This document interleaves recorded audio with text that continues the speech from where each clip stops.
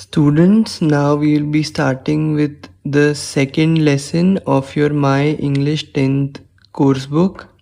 It is a chapter named An Encounter of a Special Kind. It is written by the author Tapan Mukherjee. So, अभी हम इसको पढ़ेंगे. Now, the chapter starts here. My father was a medical professional working for a private company in Raniganj in West Bengal. अब इसका मतलब ये है my father यानी मेरे पिता वॉज अ मेडिकल प्रोफेशनल यानी जो लोग भी हॉस्पिटल्स या फिर मेडिकल फील्ड में रिलेटेड काम करते हैं, जैसे नर्स हो गए, ऐसे वार्ड बॉयज़ हो गए, उनको मेडिकल प्रोफेशनल्स बोलते हैं. The medical professional working for a private company in Raniganj in west Bengal. और प्राइवेट कंपनी में काम करते थे रानीगंज में, जो वेस्ट बंगाल में है. The officers of the company were housed in individual bungalows inside a large campus. अभी इसका मतलब ये है कि जो भी ऑफिसर थे कंपनी के, उनको जो घर दिए थे वो इकलौते बंगले थे. हर जन के लिए एक बंगला था. In a large campus, inside a large campus, यानी एक बहुत बड़े कैंपस में. Our house was in a corner of the campus, यानी हमारा घर कैंपस के एक कॉर्नर में था. The officers club was adjacent to the boundary wall of our garden. यानी जो ऑफिसर्स क्लब था वो हमारे गार्डन के दीवार को बस लगकर ही था. adjacent यानी लगकर. The compound was luxurious with green grass, colorful flowers and a host of tall and majestic trees. The compound यानी उनका जो कंपाउंड था वो लग्जूरियस था. लग्जूरियस यानी आलीशान. विद ग्रीन ग्रास यानी हरी हरी घास. कलरफुल फ्लावर्स यानी रंग बिरंगी फूल.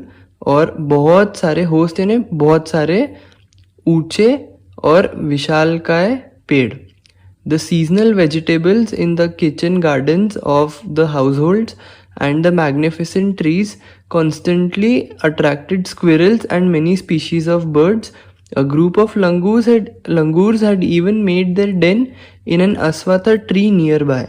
अब इसका मतलब ये है कि द सीजनल वेजिटेबल, सीजनल यानी जो हर मौसम के इसमें जो आता है, यानी जैसे आम का फल हो गया वो सिर्फ गर्मी में आता है, तो सिर्फ उस सीज़न में आने वाली जो सब्जियां होती हैं उनको सीजनल वेजिटेबल्स बोलते हैं. Seasonal vegetables in the kitchen gardens of the house hold, यानी किचन के जो गार्डनों में और जो बहुत बड़े बड़े पेड़ थे, magnificent trees, constantly attracted squirrels and many species of birds. यानी वो अट्रैक्टेड यानी आकर्षित करते थे बहुत सारी स्क्विरल यानी गिलहरियों को, और मेनी स्पीशीज ऑफ बर्ड्स यानी जो पक्षियाँ होते हैं उनके काफ़ी प्रजातियों को वो आकर्षित करते थे पेड़ और seasonal vegetables. A group of langurs had even made their den in an ashvattha tree nearby. यानी एक बंदरों के झुंड ने अपना डेन यानी घर, had even made their den यानी उन्होंने अपना घर बना लिया था एक अश्वत्थ ट्री पे, जो उनके घर के पास था. अश्वत्था का जो पेड़ होता है उस पे. They had all become a part and parcel of our existence and daily life. यानी वे सब उनके रोज के जिंदगी और होने का एक हिस्सा बन गए थे.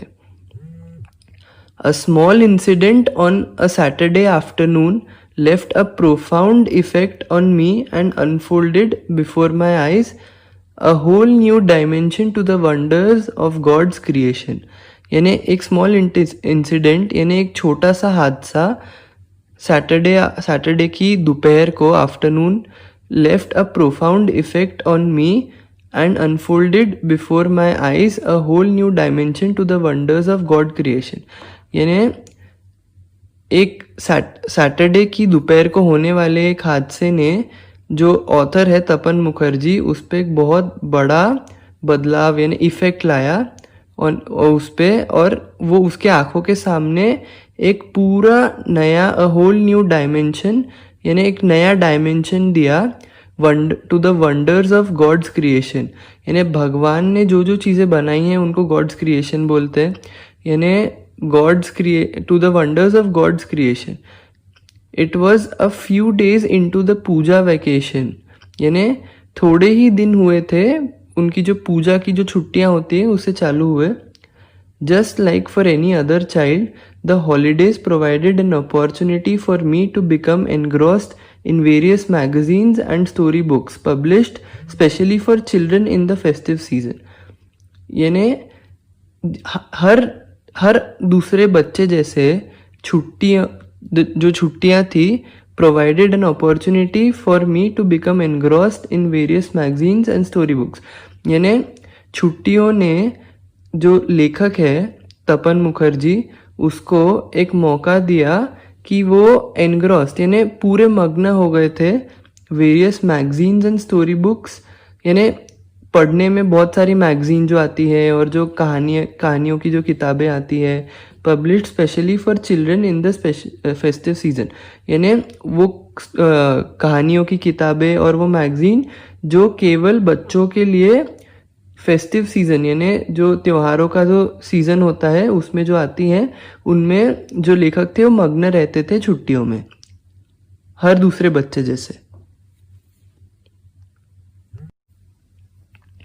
After a hearty lunch, my parents and my younger sisters lay down for an afternoon nap and I settled down with a storybook.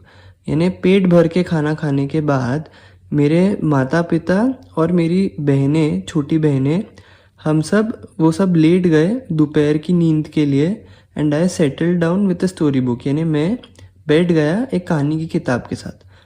The quite afternoon presented the perfect backdrop for reading an adventure story यानी जो शांत दोपहर थी उसने एक perfect backdrop यानी setting जो होती है सराउंडिंग्स की वो परफेक्ट सेटिंग हो गई थी एक एडवेंचर की कहानी पढ़ने के लिए. The silence was occasionally broken by the sound of my family snoring, the intermittent chirping of house sparrows, the harsh cawing of a crow, the shrill call of a kite flying high above the ground.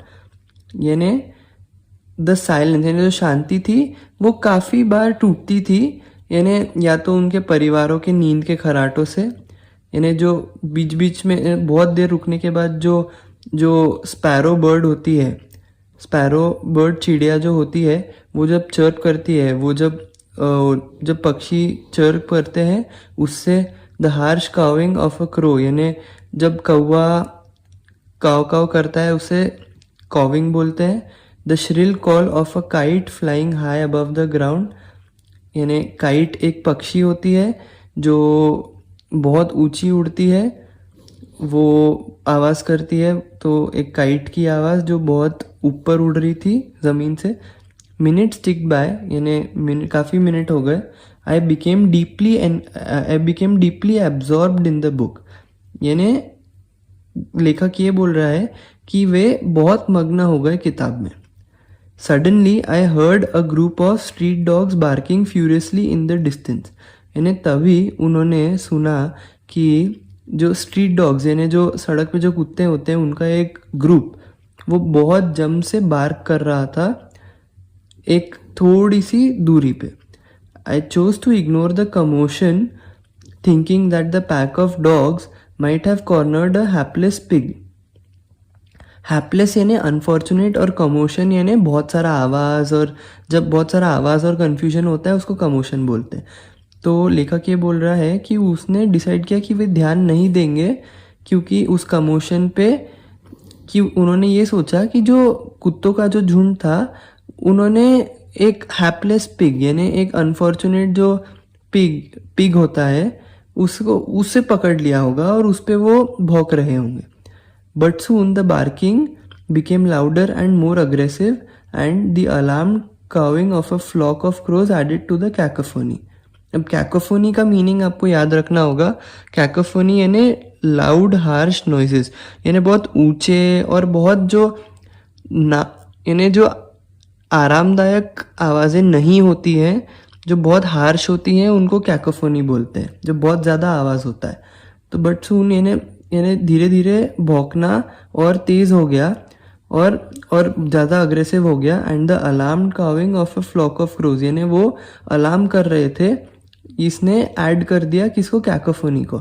I also heard the disturbance approaching closer यानी लेखक ने ये भी सुना कि जो disturbance था वो पास आ रहा था।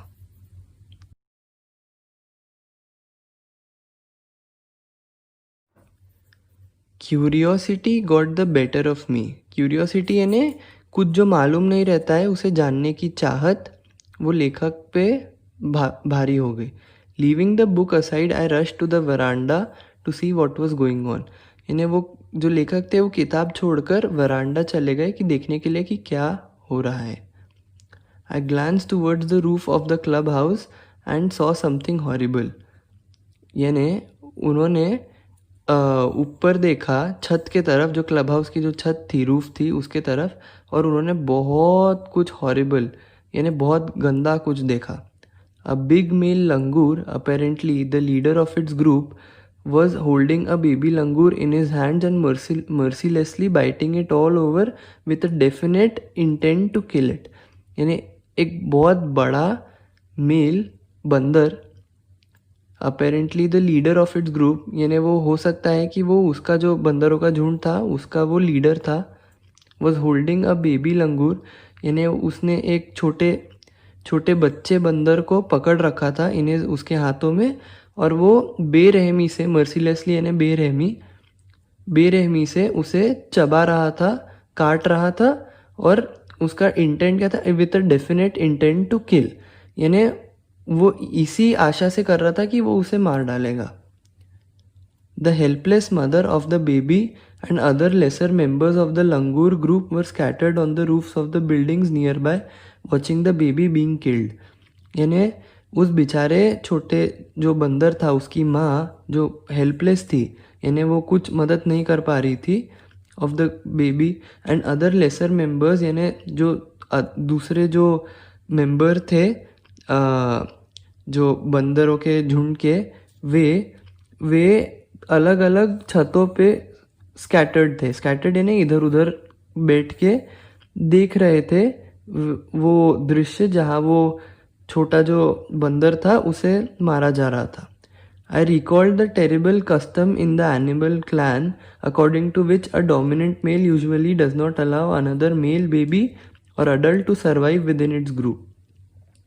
लेखक ने याद किया terrible custom in the animal clan, यानी एनिमल की यानी जानवरों की जो जाति है उनमें बहुत गंदा रिवाज होता है, जिसके अकॉर्डिंग यानी जिसके मुकाबले एक डोमिनेंट मेल यानी जो सबसे बड़ा जो मेल होता है वो दूसरे मेल बेबी यानी जो दूसरा एक लड़का बच्चा होता है और बड़ा होता है उसे जीने नहीं देता उसके ग्रुप में। Without losing any time, I gathered a stout stick in one hand and hurled a piece of stone at the marauding langur। यानी बिना वक्त ज़ाया किए, यानी जो लेखक था उसने एक बहुत स्टाउट यानी भारी, हैवी, उसने एक बहुत ही भारी लकड़ी पकड़ी एक हाथ में और हर्ल्ड यानी फेंका ए पीस ऑफ स्टोन यानी एक पत्थर का टुकड़ा एट द मराउडिंग यानी कुछ ढूंढना, searching for something to steal और अटैक, यानी जो बंदर था वो बच्चे को मारने के लिए कुछ ढूंढ रहा था, उस पर जो लेखक था उसने पत्थर फेंका। The langur was so infuriated that it hardly took any notice of my assault. यानी जो बंदर था जो मार रहा था वो इतना गुस्से में था कि उसने ध्यान ही नहीं दिया जब लेखक ने पत्थर फेंका। तो उसका जो असॉल्ट था, उसने जो लेखक का जो हमला था उसको हमले को असॉल्ट बोलते, उस पर ध्यान ही नहीं दिया। But then I started throwing more stones, the dogs on their part raise their pitch of cry. यानी लेखक ने और पत्थर फेंकने शुरू किए, जो कुत्ते थे जो आवाज़ कर रहे थे उन्होंने अपने रोने की आवाज़ बढ़ा दी, यानी भौंकने की आवाज़ बढ़ा दी। The change circumstances and the sudden unexpected attack from unknown quarters force the langur to drop the baby from the sloping roof over the veranda. यानी जो सर्कमस्टांसेस यानी जो सराउंडिंग्स जो आजू बाजू हो रहा था बदलते स्थितियों के कारण, एंड और जो अनएक्सपेक्टेड अटैक था फ्रॉम अननोन क्वार्टर्स, यानी वो सोच नहीं रहा था कि उसे कहाँ कहाँ से हमला होगा। और वो हमले की आशा में नहीं था। तो ये हमले की आशा के बिना वाला जो हमला था, उसके कारण लंगूर ने बंदर ने जो छोटा बंदर था उसे स्लोप यानी स्लांट, तो जो छत थी वरांडा की उधर से नीचे फेंक दिया। The baby was listless and appeared to be dead, यानी जो बच्चा, बंदर का जो बच्चा था वो उसमें लिस्टलेस यानी बिल्कुल भी एनर्जी ड्रेन्ड, यानी बिल्कुल भी ताकत ही नहीं, यानी एनर्जी ज़ीरो। तो जो छोटा लंगूर का बच्चा था उसमें ताकत ख़त्म हो गई थी और ऐसा लग रहा था कि वो मर गया। As its body started to slide down, the excitement of the pack of dogs grew manifold at the prospect of a good kill and meal. यानी जैसे जैसे वो बच्चा गिरते गया नीचे, the excitement of the pack of dogs यानी उनका उत्साह कुत्तों के झुंड का ग्रू मैनीफोल्ड यानी बढ़ते ही बढ़ते गया। मैनीफोल्ड यानी बढ़ना ही बढ़ना ज़्यादा। एट द प्रोस्पेक्ट यानी वो सोच रहे थे कि आगे, of a good kill and meal यानी वो सोच रहे थे कि उसे मार के मील में लेंगे, मील में यानी खाने में खाएंगे।